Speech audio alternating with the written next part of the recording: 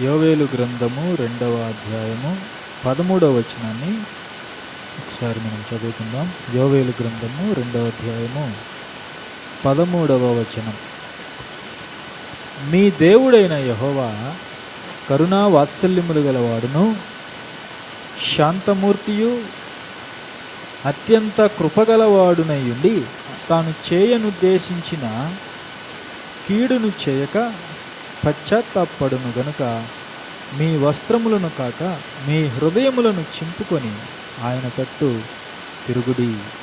ఒకవేళ ఆయన మనస్సు త్రిప్పుకొని పశ్చాత్తాపడి మీ దేవుడైన యెహోవాకు తగిన నైవేద్యము పానార్పణమును మీకు దీవెనగా అనుగ్రహించును. ఇలా చూడండి, వ్రాయబడినటువంటి ఈ మాటలో దేవుడు ఎంత అద్భుతమైన వాడో, దేవుడు ఎంత గొప్పవాడో, ఆయన క్యారెక్టర్ని ఇక్కడ భక్తుడు వర్ణిస్తున్నాడు. నిజంగా నేటి సమాజాన్ని మనం చూసినట్లయితే అత్యంత ఘోరంగా రోజు రోజుకి కూడా ప్రపంచము చెడిపోతూ ఉంది. పాపం చేయటంలో మనుషులు ఉత్తీర్ణులుగా మనకు కనిపిస్తున్నారు. అంటే దేవునికి వ్యతిరేకమైనటువంటి కార్యక్రమాల్లో లోకం అంతా కూడా మునిగిపోతూ ఉంది. దేవుడు ఈ లోకాన్ని నాశనం చేయాలనుకుంటే దేవుడికి పెద్ద పని కాదు. దేవుడు ఒకవేళ ఈ లోకాన్ని నాశనం చేయాలి అని అనుకుంటే, ఆయన మనసులో అనుకుంటే చాలు, ఈ లోకం అంతా కూడా నాశనం అయిపోతుంది. ఈ లోకములో ఉన్న మనుషులు, ఈ లోకములో ఉన్న సమస్తము కూడా కనిపించకుండా పోతాయి. దేవుడు మనసులో అనుకుంటే చాలు. దేవుడు కీడును చేయాలని అనుకుంటే ఏ మనిషి కూడా భూమి మీద నిలవలేడు. మనిషిని దేవుడు నాశనం చేయాలని అనుకుంటే ఏ మనిషి కూడా ఈ భూమి మీద బ్రతకలేడు. దేవుడు అనుకుంటే చాలు, ఈ లోకాన్ని నాశనం చేయగలడు. మనసులో అనుకుంటే చాలు, ఆయన ఏమి చేయవలసినటువంటి అవసరత లేదు. ఈ సృష్టి అంతా కూడా ఆయన మాట వలన కలిగింది. ఈ సృష్టి దేవుని యొక్క మాట వలన కలిగింది. ఈ సృష్టి ఎంత పెద్దది, ఎంత గొప్పది, ఎంత ఉన్నతమైనది. ఇందులో ఉన్నటువంటి వస్తువులు ఎంత బరువైనవి, ఎంత ఉన్నతమైనవి, ఎంత గొప్పవి. మానవ దృష్టికి ఒక నక్షత్రం కానీ, ఒక సూర్యుడు కానీ, ఒక చంద్రుడు కానీ, ఈ భూమండలం కానీ, ఇవన్నీ మనిషి కంటే ఎంతో పెద్దవి, ఎంతో గొప్పవి. ఇలాంటి సృష్టిని దేవుడు తన నోటి మాట చేత కలిగించాడు. కీర్తన గ్రంథంలో రాయబడి ఉంటుంది, ఆయన నోటి ఊపిరి వలన కలిగాయట ఇవన్నీ. ఎలా కలిగాయట? ఆయన నోటి ఊపిరి వలన. ఆయన ఊపిరి విడువగా ఇంత అద్భుతమైనటువంటి సృష్టి కలిగినప్పుడు ఆయన ఎంత శక్తి సంపన్నుడో ఒకసారి మనం ఆలోచించాలి. అవునా కదా? ఆయన ఎంత శక్తిమంతుడో, ఆయన ఎంత బలశాలో, ఆయన ఎంత పరాక్రమవంతుడో మనం గ్రహించాలి. అలాంటి దేవుని యొక్క మాటకు మనం ఏ విధంగా ఈరోజు లోబడుతున్నాము, భయపడుతున్నాము? అవునా కదా? ఆలోచన చేయండి. ఎంత గొప్పవాడు దేవుడు, ఆయన ఎంత శక్తి సంపన్నుడో, అంతకు మించిన కరుణా వాత్సల్యములు కలిగిన వాడు అని ఇక్కడ భక్తుడు మనకు జ్ఞాపకం చేస్తున్నాడు. దేవుడు ఎలాంటి వాడట? మీ దేవుడైన యెహోవా కరుణా వాత్సల్యములు గలవాడును, శాంతమూర్తి, అత్యంత కృపగలవాడై ఉండి. ఈరోజు మనం బ్రతికి ఉన్నామంటే కారణము ఎవరు చెప్పండి? ఆ దేవుడు, ఆ కరుణ కలిగినటువంటి దేవుడు, ఆ వాత్సల్యము కలిగినటువంటి దేవుడు, ఆ శాంతమూర్తి. ఆయన ఎలాంటి కృప కలిగిన వాడంటే అత్యంత కృపగలవాడంటారు. చూడండి, అత్యంత కృప కలిగిన వాడు. ఆయన ఏం చేస్తాడట, ఒకవేళ మనము ఆయన వైపు తిరిగితే, ఒకవేళ మనిషి, భూమి మీద ఉన్నటువంటి మనిషి దేవుని వైపు తిరిగితే తాను చేయనుద్దేశించిన కీడును చేయక పశ్చాత్తాపడును. అంటే మనుషులు జీవిస్తున్నటువంటి ఈ జీవన విధానానికి దేవుడు ఎప్పుడో నాశనం చేయాలి మనుషుల్ని. దేవుడు ఏం చేయాలి, ఎప్పుడో నాశనం చేయాలి. అంత భయంకరంగా ఉన్నాయి ఈరోజు మానవుల యొక్క జీవితాలు. ఒకప్పుడు పట్టణాల్లోనే ఎక్కువ పాపం జరిగేది అని చెప్పుకునేవాళ్ళు, కానీ ఈరోజు పట్టణాలని లేదు, పల్లెలని లేదు, గ్రామాలని లేదు, అవునా కదా? చదువుకున్నవాడని లేదు, చదువు లేనివాడని లేదు. ప్రతి ఒక్కరూ పాపము చేయటంలో ఎంతో అభివృద్ధి చెందారు. పాపం చేయటంలో, వ్యభిచారం చేయటంలో, దొంగతనాలు చేయటంలో, నరహత్యలు చేయటంలో, లంచగొండితనంలో, అవునా కదా? మనుషులు అత్యంత పాపులుగా, భయంకరులుగా ప్రతిరోజు వాళ్ళు జీవిస్తూ వాళ్ళ జీవితాలని మలినం చేసుకుంటున్నారు. దేవుని యొక్క మాటలకి అవిధేయతను చూపిస్తూ వాళ్ళు జీవిస్తున్నారు. ఇలాంటి పరిస్థితుల్లో మనిషిని దేవుడు ఎప్పుడో నాశనం చేయాలి, కానీ దేవుడు మనిషిని నాశనం చేయాలనుకోవడం లేదు. కానీ ఆయన మనుషులందరూ కూడా తన వైపు తిరగాలనే ఆశ కలిగిన వాడుగా ఉన్నాడు. ఆయన తన కృపని, కనికరాన్ని, వాత్సల్యాన్ని మనుషుల ఎడల ఇంకా చూపిస్తున్నాడు. కరుణ వాత్సల్యములు గలవాడును శాంతమూర్తి. దేవుడు ఎలాంటి వాడట, శాంతమూర్తి, శాంతం కలిగిన వాడు. మరొక మాట మనం చూసుకుంటే దేవుని గురించి కీర్తనల గ్రంథము 86వ అధ్యాయము 15వ వచనం మనం చూడగలిగితే, ప్రభువా, నీవు దయా దాక్షిణ్యములు గల దేవుడవు, దీర్ఘశాంతుడవు. చూడండి, దేవుడు ఎలాంటి వాడట, దీర్ఘశాంతుడు. అంటే ఆయన కోపించుటకు నిదానించేవాడు. ఆయన అత్యంత శాంతమూర్తి, దీర్ఘశాంతం కలిగిన వాడు. మనుషుల ఎడల దీర్ఘశాంతాన్ని చూపిస్తున్నాడు. మనుషులు ఆ దీర్ఘశాంతాన్ని ఆసరాగా తీసుకొని వాళ్ళ జీవితాలని మలినం చేసుకుంటున్నారు. ప్రతిరోజు ఇష్టం వచ్చినట్లుగా, వాళ్ళకి నచ్చినట్లుగా వాళ్ళు జీవిస్తున్నారు లోకంలో. ఈరోజు పబ్బులు, క్లబ్బులు, సినిమాలు, డ్యాన్సులు, విచ్చలవిడి జీవితాలు, స్త్రీలు పురుషులని భేదం లేదు. ఒకప్పుడు చెడిపోయిన వారంటే పురుషులు అనుకునేవారు, కానీ ఈ రోజుల్లో స్త్రీలు పురుషులనే తేడా లేదు. స్త్రీ పురుషులనే తేడా లేదు. స్త్రీలు వస్త్రధారణ బాగోలేదు. ఒకప్పుడు సిగరెట్లు, బీడీలు పురుషులు తాగేవాళ్ళు, మందు పురుషులు తాగేవాళ్ళు ఒకప్పుడు. కానీ ఈరోజు సమాజం ఎలా మారిపోయింది? చాలామంది స్త్రీలు మందు తాగేవాళ్ళు, సిగరెట్లు తాగేవాళ్ళు ఉన్నారా లేదా? ఉన్నారు. ప్రతి ఒక్కరూ ఈరోజు పాపం చేస్తూ దేవునికి వ్యతిరేకంగా జీవిస్తున్నారు. విచ్చలవిడి జీవితాలు ఈరోజు. అయినా సరే దేవుడు ఏం చేస్తున్నాడు? వారికి కీడు చేయాలని అనుకుంటే దేవుడు వారిని బ్రతకనివ్వడు ఈ లోకంలో. నోవహు జలప్రలయాన్ని ఒకసారి మీరు జ్ఞాపకం చేసుకోండి. ఈ సందర్భంలో నోవహు జలప్రలయాన్ని మనం జ్ఞాపకం చేసుకుంటే ఆనాటి సమాజాన్ని అంతటిని కూడా నాశనం చేశాడు. ఒక నోవహుని, ఆయన కుటుంబాన్ని దేవుడు కాపాడాడు. సొదొమ గొమొర్రా పట్టణాలని కాల్చి బూడిద చేశాడు. ఎందుకు? చిన్న పిల్లలు మొదలుకొని వృద్ధుల వరకు పూర్తిగా చెడిపోయారు. పూర్తిగా కొలాప్స్ అయిపోయింది ఆ సమాజం. సొదొమ గొమొర్రా పట్టణాలు, చుట్టుపక్కల ప్రాంతాలు, చిన్నపిల్లలు, పెద్దవాళ్ళు, ముసలి వాళ్ళనే తేడా లేదు,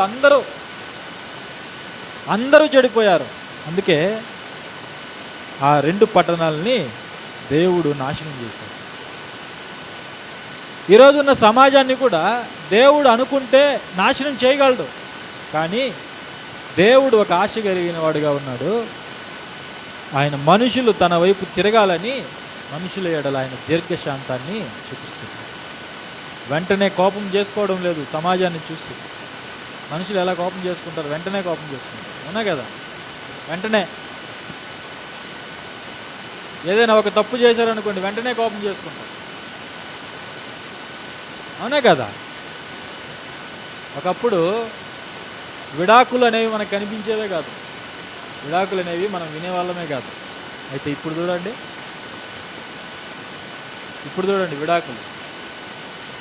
విడాకులు అనేవి సర్వసాధారణమైపోయాయి భార్యాభర్తల మధ్య. ఎందుకు?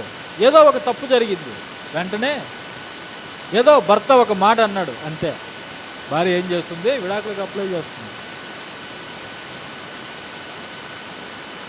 భార్య ఏదో చేసింది, వెంటనే భర్త ఏం చేస్తున్నాడు? విడాకులు తీసుకుంటున్నాడు, అవునా కదా? కోపం, వెంటనే ఏదో ఒక తప్పు జరిగింది, వెంటనే కోపం, వెంటనే విడాకులు, వెంటనే కోర్టులు. చూడండి, ఏదో ఒక మాట అన్నారు, వెంటనే కోపం, ఏదో ఒకటి జరిగింది, వెంటనే కోపం. సార్ మీరు ఆలోచన చేయండి, మనలాగే దేవుడు కోప్పడితే మనలో ఒక్కరు కూడా బ్రతకకూడదు, అవునా కదా? వెంటనే దేవుడు కనుక కోపం చేసుకుంటే మానవ సమాజం మీద ఏ ఒక్కరు కూడా బ్రతకడానికి అర్హత లేదు. మనం వెంటనే కోప్పడతాం. ఆ కోపం నీకు న్యాయమైనదైతే దేవుడు కూడా అలాంటి కోపాన్నే మానవ సమాజం మీద చూపిస్తే ఇక ఎవరు బ్రతకగలరు చెప్పండి? ఎవరు బ్రతకగలరు? దేవుడు మనకి ఏం నేర్పిస్తున్నాడు, మనం ఏం నేర్చుకుంటున్నాం? మనం వెంటనే కోపం వచ్చేస్తుంది, వెంటనే శత్రుత్వం, వెంటనే విరోధ భావం, అవునా కదా? సంఘంలో దేవుడికి ఉన్నంత దీర్ఘశాంతం పాస్టర్లకుందా? దైవజనులకుందా? సంఘంలో ఎవరైనా విశ్వాసి ఏదైనా ఒకవేళ తప్పు చేస్తే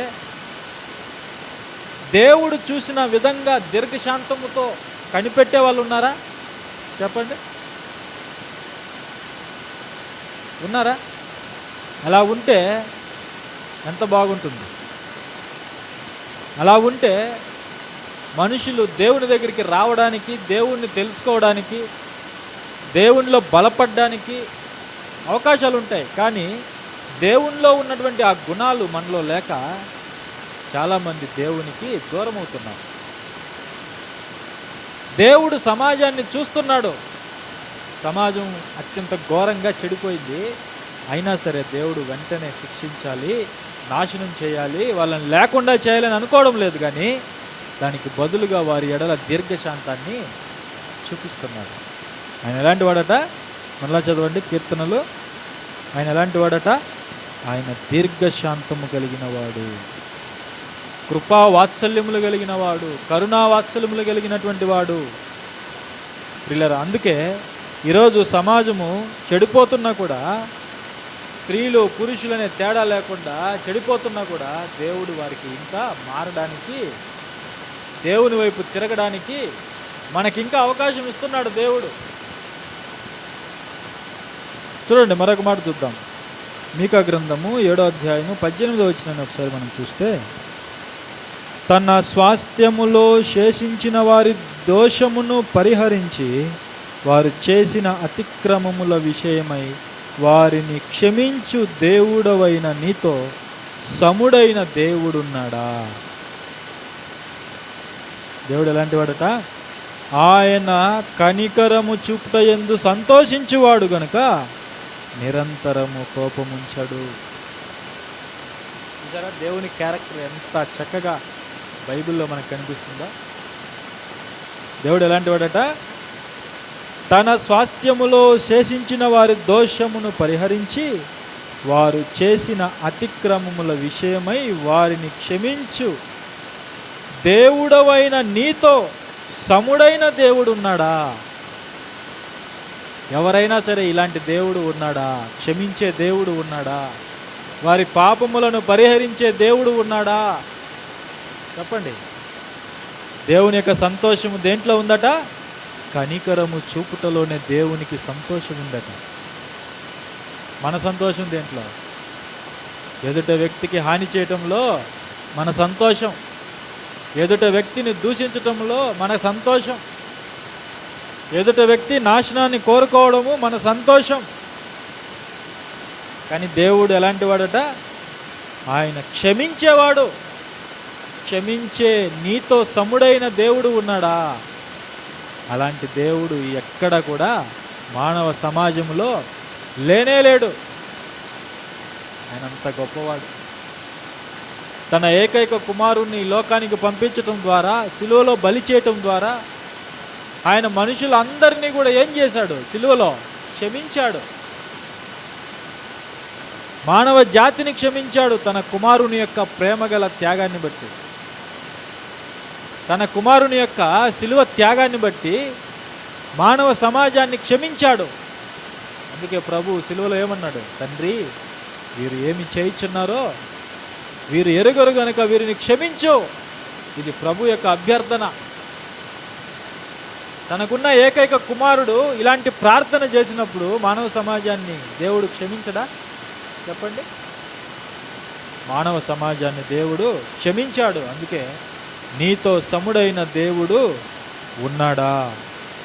ఆయన కనికరము చూపుట యందు సంతోషించేవాడు గనుక ఆయన నిరంతరము కోపించడు. ఆయన నిత్యము కోపించేవాడు కాదు. మనకు కోపం వచ్చింది అనుకోండి, ఇక జీవితంలో ఆ వ్యక్తితో మాట్లాడు. అవునా కదా? మనకు కోపం వచ్చిందంటే, పలానా వ్యక్తి మీద కోపం వచ్చిందంటే ఇక ఆ వ్యక్తితో లైఫ్ లాంగ్ మాట్లాడు. చచ్చిపోయేంత వరకు మాట్లాడు. ఒకవేళ దేవుడే మన ఎడల మాట్లాడకుండా ఆయన తన ముఖాన్ని త్రిప్పుకుంటే, ఆయన మనల్ని ఏమీ చేయవలసిన అవసరం లేదు. ఆయన జస్ట్ తన కృపను మనకు మరుగు చేస్తే చాలు, మనం బ్రతకలేం. ఆయన కృపను కనబడకుండా చేస్తే చాలు, మనం బ్రతకలేం. ఆయన మనతో మాట్లాడకుండా ఉంటే మనం బ్రతకలేం. అవునా కదా? ఆలోచించండి ఒకసారి. కానీ మన ధోరణి ఎలా ఉంది? మనకు కోపం వస్తే ఇక జీవితాంతం ఆ వ్యక్తితో మాట్లాడనే మాట్లాడదు. ఆ వ్యక్తి చనిపోయేంత వరకు లేదా మనం చనిపోయేంత వరకు మాట్లాడనే మాట్లాడదు. కానీ దేవుని క్యారెక్టర్ ఎలా ఉందో తెలుసా? ఆయన కృప కనికరము చూపుట యందు సంతోషించువాడు. కనికరము చూపుట యందు సంతోషించువాడు. నువ్వు ఎలాంటి భయంకరమైన పాపములో దోషములో నువ్వు ఉన్నా సరే ఆయన వైపు తిరిగితే ఆయన ఎలాంటి వాడు తెలుసా? వెంటనే ఆయన మనసు కరిగిపోతుంది.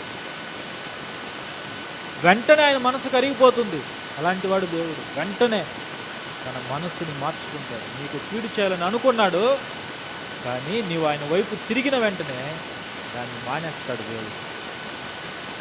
దాని విషయమై దేవుడు తన నిర్ణయాన్ని మార్చుకునేవాడు. చూడండి, ఆయన వెంటనే కరిగిపోతాడు. మనం గనక కన్నీళ్లు కార్చి ఆయన వైపు తిరిగితే నువ్వు చేసిన ఎలాంటి పాపమైనా సరే.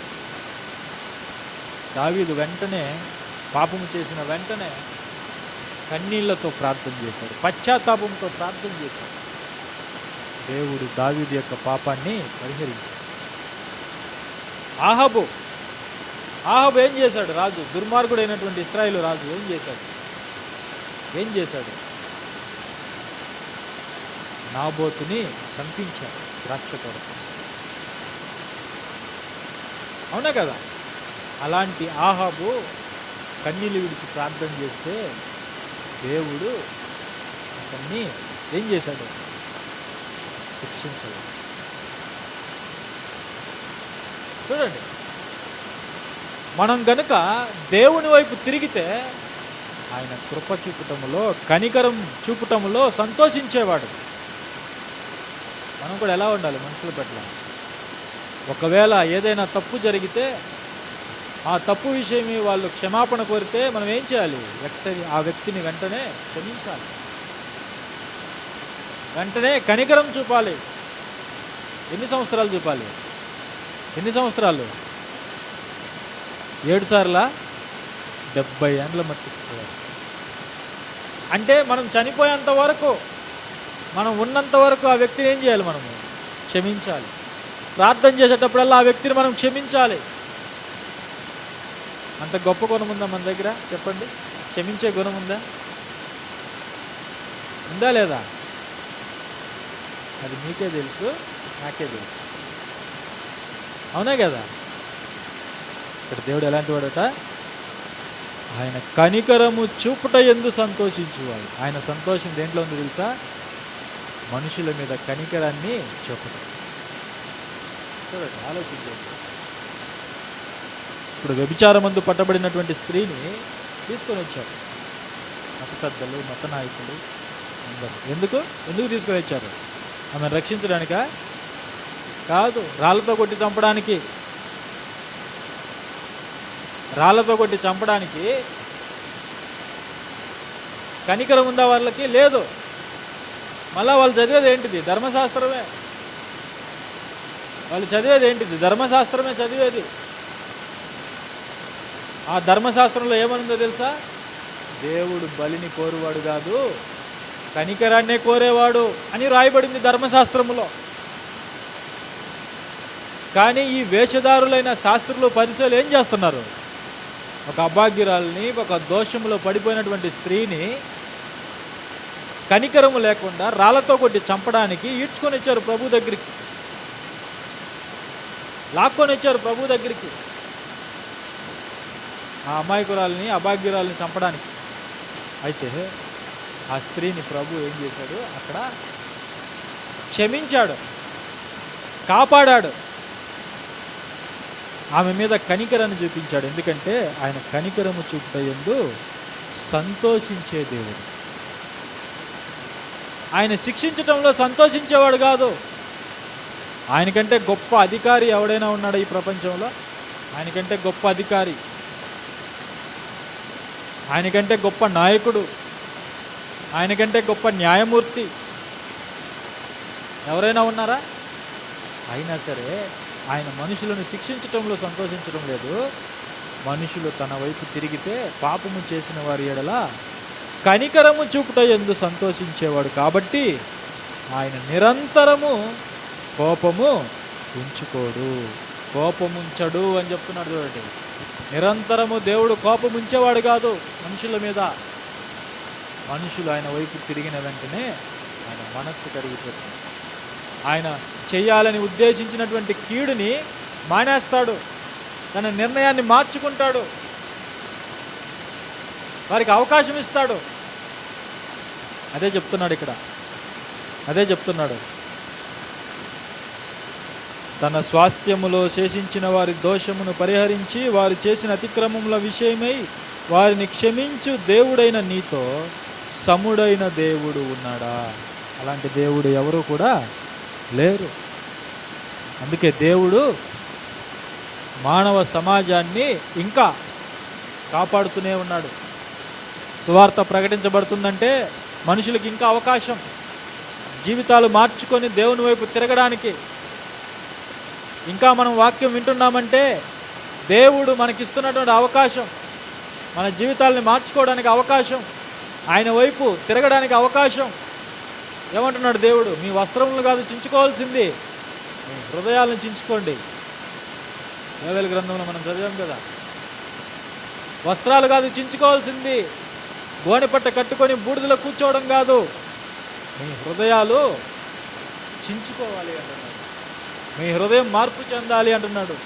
హృదయపూర్వకంగా నా వైపు తిరగాలి అంటున్నాడు దేవుడు. హృదయపూర్వకంగా హృదయాన్ని మార్చుకోవాలంటున్నాడు దేవుడు. అప్పుడు దేవుడు ఏం చేస్తాడు? మనకు నిర్దేశించినటువంటి కీడుని చేయకుండా మానేస్తాడు, మనల్ని రక్షిస్తాడు, మనల్ని కాపాడుతాడు. ఎన్నో వందల సంవత్సరాలు, ఎన్నో పదుల సంవత్సరాలు నోవాహు గారు సువార్త చెప్పాడు. నోవాహు జలప్రలయ కాలంలో విన్నారా? విన్నారా చెప్పండి. వినలా. ఇక నీళ్లు ముంచెత్తుతున్నాయి వాళ్ళని. 40 రోజులు ప్రచండమైన వర్షం, అన్నీ మునిగిపోతున్నాయి. ఇల్లులు మునిగిపోతున్నాయి, మేడలు మునిగిపోతున్నాయి, మిద్దెలు మునిగిపోతున్నాయి, వాళ్ళు కట్టుకున్న గోపురాలు మునిగిపోతున్నాయి, పీకల దాకా వచ్చేసాయి నీళ్లు. అప్పుడు డోర్ తెరువు నోవాహు అంటే అప్పుడు ఏం ప్రయోజనం చెప్పండి? అప్పుడేమైనా ప్రయోజనం ఉందా? నోవాహు తలుపు తెరువు మేము లోపలికి వస్తామంటే చేయి దాటిపోయింది పరిస్థితి. అప్పటికే నీళ్లు వాళ్ళని ముంచేశాయి. చూడండి, దానికి ముందు ఎన్ని సంవత్సరాలు దేవుడు నోవాహు ద్వారా సువార్తను ప్రకటింపజేశాడు. విన్నారా? సొదొమ గొమొర్రా పట్టణాల్లో లోతున్నాడు. విన్నారా? లోతు మాట విన్నారా? జీవితాలు మార్చుకున్నారా? మార్చుకోలే. అయితే యోనా కాలంలో నినివే పట్టణం కూడా, నినివే పట్టణం ఏం చేసింది? యోనా గారు వెళ్ళి సువార్త ప్రకటించేసినప్పుడు వారందరూ కూడా ఏం చేశారు? వాళ్ళ వస్త్రాలు కాదు, వాళ్ళ హృదయాలను చించుకున్నారు. ఏం చేశారు? వాళ్ళ హృదయాలు చించుకున్నారు. వాళ్ళు చేస్తున్న ప్రతి విధమైనటువంటి పాపాన్ని మానేశారు. వాళ్ళు చేస్తున్న వ్యభిచారము, దొంగతనము, నరహత్యలు, దోచుకోవడము, లంచగొండితనము, అన్యాయము, అక్రమము అన్నీ దేవునికి భయపడి అన్నీ మానేసి ఆ రాజు సింహాసనాన్ని దిగి ఉపవాసాన్ని ప్రకటించాడు. దేన్ని ప్రకటించాడు? ఉపవాసం. పశ్చాత్తాపంతో ఏడ్చారు.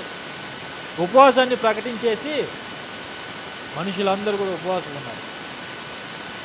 ఇంకొక అద్భుతమైన విషయం ఏంటో తెలుసా? కేవలం మనుషులే కాదు, జంతువులు కూడా ఉపవాసం ఉన్నాయి. ఏమున్నాయి? జంతువులు కూడా ఉపవాసం. అంటే వారు ఎంతగా పశ్చాత్తాపడ్డారో, ఎంతగా దేవునికి భయపడ్డారో ఒకసారి మీరు ఆలోచన చేయండి. యోనా ప్రకటించిన వెంటనే మనం వెంటనే మారామా? చెప్పండి, మనం వెంటనే మారామా? ఎన్ని సంవత్సరాల నుంచి మనం బతుకుతుంటాం. చూడండి, మనం ఎప్పుడైతే దేవుని యొక్క మాటకు మనం లోబడతామో, మన హృదయాలను చించుకుంటామో, హృదయంలో నిజమైనటువంటి పరివర్తన వస్తుందో, దేవుడు ఏం చేస్తాడంటే మనకు చేయని ఉద్దేశించిన కీడుని చేయకుండా మానేస్తాడు. మనల్ని నాశనం చేయడు దేవుడు. మన మీదకి కీడుని రానియడు. ఆయన అనుమతి లేకుండా ఏదైనా వస్తుందో చెప్పండి? ఆయన అనుమతి లేకుండా సాతాను ఏదైనా చేయగలడా? ఒకవేళ ఆయన అనుమతి లేకుండా సాతాను ఏదైనా చేస్తే దేవుడి కంటే సాతానే గొప్పవాడు. సాతాను గాడికి ఆ అవకాశము లేనేలేదు. యోబు మీదకి ఒక భయంకరమైనటువంటి పరిస్థితి రావడానికి కారణము సాతాను కోరుకున్నాడు, దేవుడు అనుమతించాడు. దేవుడు అనుకుంటే నీ మీదకి కీడును అనుమతించగలడు. కీడును కూడా ఆయన అనుమతించగలడు నీ మీదకి. కరోనా టైంలో ఎంతమంది చచ్చిపోయారు? లక్షల మంది, కుప్పలు, సమాధులు లేవు, స్థలం లేదు, ఒకరి మీద ఒకరిని పడేశారు. ఆ రోజులో ఒకసారి జ్ఞాపకం చేసుకోండి. మనం కనుక వారిలో ఉంటే మనల్ని కూడా ఏ శవం మీద వేసి ఉండేవాళ్ళు. మనకు కూడా ప్లేస్ లేదు, మనల్ని ముట్టుకోవడానికి కూడా భయపడేవాళ్ళు.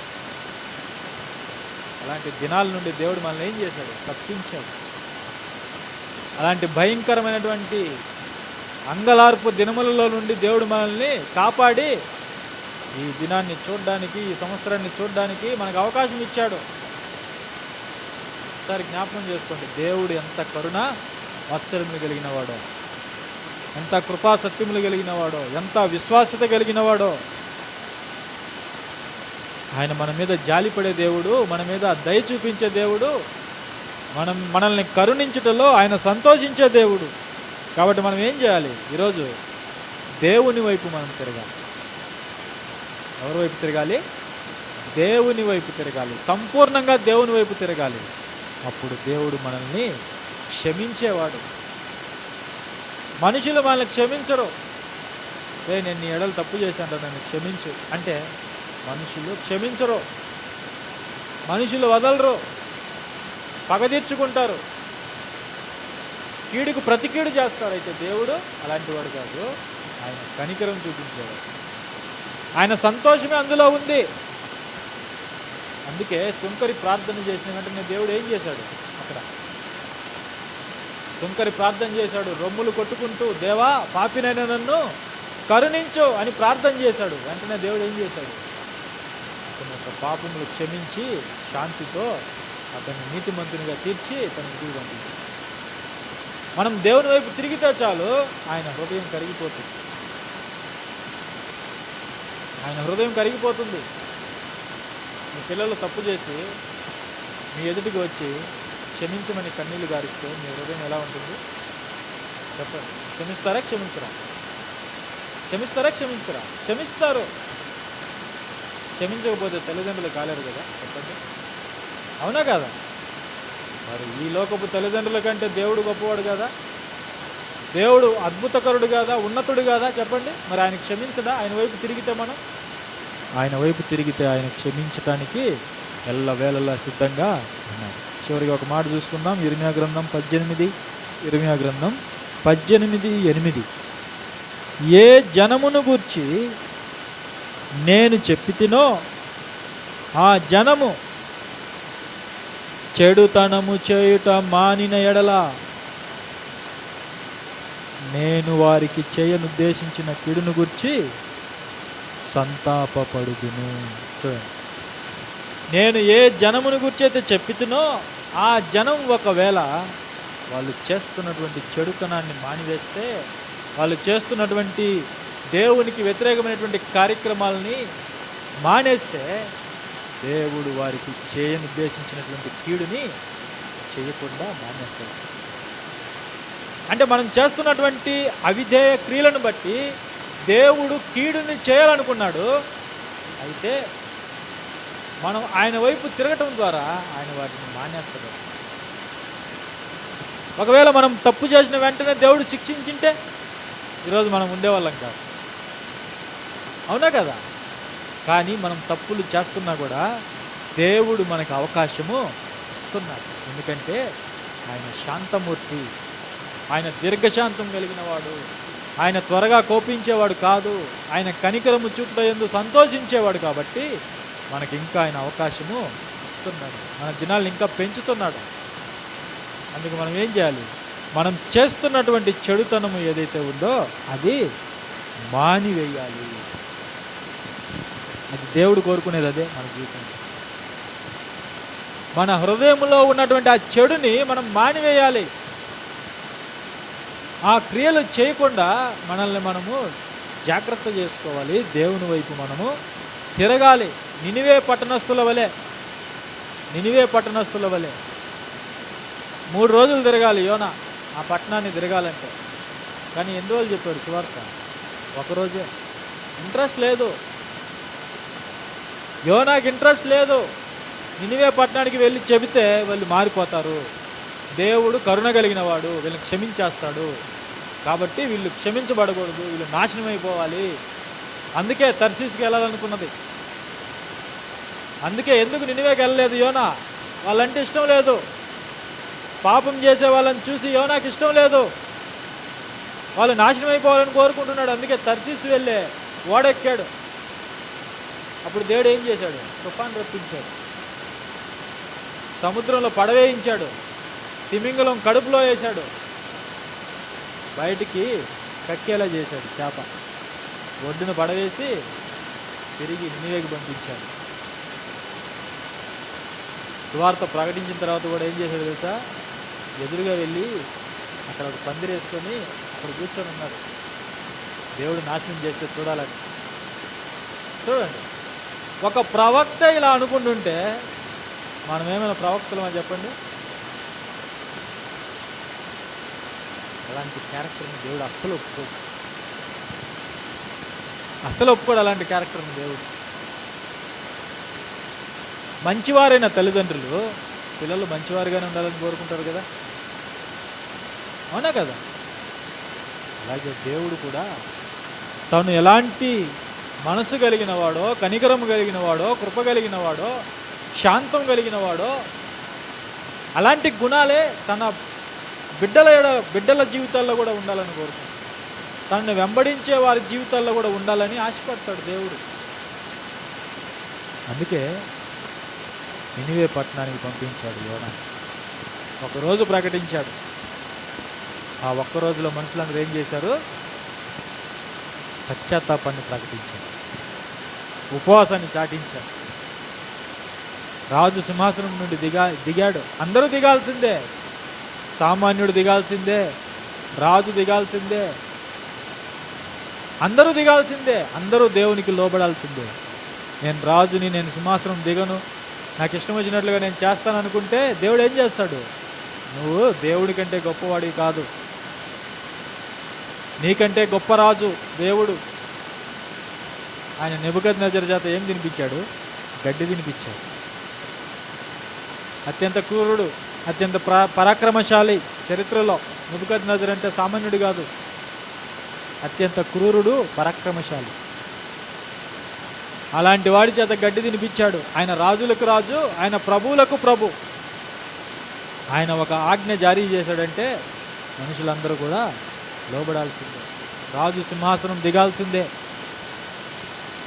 అందుకే నినివే పట్టణంలో రాజు మొదలుకొని సామాన్యుల వరకు భయపడ్డారు, దేవుని తీర్పుని గురించి భయపడ్డారు. మనం కూడా ఏం చేయాలి? రాబోయే దేవుని యొక్క తీర్పుని గురించి భయపడాలి. దేవుడు కీడుని అనుమతిస్తే మనం తట్టుకోగలమని చెప్పండి. కీడుని అనుమతిస్తే మన జీవితాల్లో మనం తట్టుకోలేం. కాబట్టి దేవుడు మన ద్వారా ఏం కోరుకుంటున్నాడు? చెడుతనమును చేయుట మానిన ఎడల నేను వారికి చేయనుద్దేశించిన కీడును గురించి సంతాపపడుతున్నాను. అంటే నా నిర్ణయాన్ని నేను మార్చుకుంటాను, వారికి కీడు చేయను, వారిని బ్రతికిస్తాను, వారికి జీవాన్ని ఇస్తాను. చివరిగా యోవేలు మొదటి చదువుకున్న మాటని మనం చూసుకొని మనం ముగించుకుందాం. యోవేలు గ్రంథం 2వ అధ్యాయము 13వ వచనంలో, మీ దేవుడైన యెహోవా కరుణా వాత్సల్యములు గల వాడును, శాంతమూర్తియు, అత్యంత కృపగలవాడునై ఉండి తాను చేయనుద్దేశించిన కీడును చేయక పశ్చాత్తాపడును గనుక మీ వస్త్రములను కాక మీ హృదయములను చింపుకొని ఆయన తట్టు తిరుగుడి, ఆయన తట్టు తిరుగుడి, ఆయన తట్టు తిరుగుడి. మీ జీవితం ఎలా ఉన్నా సరే మీరు ఆయన తట్టు తిరగండి, మీరు ఆయన తట్టు తిరగండి. మిమ్మలను గొప్పగా చేస్తాడు, మిమ్మలను గొప్పగా దీవిస్తాడు, మీకు అనుగ్రహిస్తాడు, ఒక ఉన్నతమైనటువంటి పాత్రగా మిమ్మల్ని మలుస్తాడు, మీకు ఘనతనిస్తాడు, మీకు గౌరవాన్ని ఇస్తాడు. మీరు ప్రశంసించే విధంగా, ప్రశంసింపబడే విధంగా మీ జీవితాలని మారుస్తాడు అని దేవుడు ఇక్కడ వాగ్దానం చేస్తున్నాడు. చూడండి, మీ హృదయములను చింపుకొని ఆయన తట్టు తిరుగుడి. ఒకవేళ ఆయన మనస్సు త్రిప్పుకొని పశ్చాత్తాపడి మీ దేవుడైన యెహోవాకు తగిన నైవేద్యమును పానార్పణమును మీకు దీవెనగా అనుగ్రహించును. కావలసినవి దేవుడు అనుగ్రహిస్తాడు. మనకేం కావాలో దేవుడు అనుగ్రహిస్తాడు. మనం ఆయన వైపు తిరగాలి. కాబట్టి ఈరోజు సందేశంలో మనం దేవుని వైపు తిరగాలి. మనలో దేవునికి ఆయాసకరమైనవి, బలహీనతలు, దేవునికి నచ్చనివి మనలో ఏవైనా ఉంటే వాటిని ఈరోజు మనం తీసివేసుకోవడానికి మంచి నిర్ణయాన్ని మనం తీసుకోవాలి. ఓకే, ఆ విధంగా మనం ముందుకు రావాలని కోరుకుంటూ మరి ఈ సందేశాన్ని ముగిస్తున్నాను.